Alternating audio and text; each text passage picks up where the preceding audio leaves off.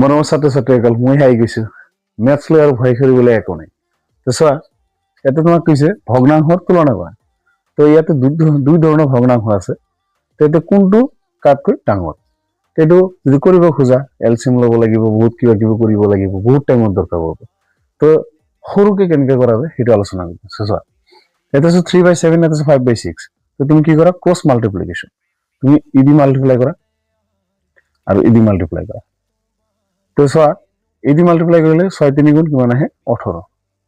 ED multiply কৰিলে কিমান আহে 7 5 গুণ 35 তো কোনটো ডাঙৰ হৈছে এইটো ডাঙৰ নে এইটো ডাঙৰ নিশ্চয় 35 টো ডাঙৰ তো যিফালে ডাঙৰ সেইটোৱে কি হ'ব এইটোতকৈ ডাঙৰ তো এতে এইটো কিমান হৈছে 35 হৈছে 35 যেটো ডাঙৰ তো কি হ'ব 5/6 is greater than 3/7 তো ভিডিওটো ভাল লাগিলে লাইক কৰিবা আৰু আমাৰ চেনেলটো সাবস্ক্ৰাইব কৰিবা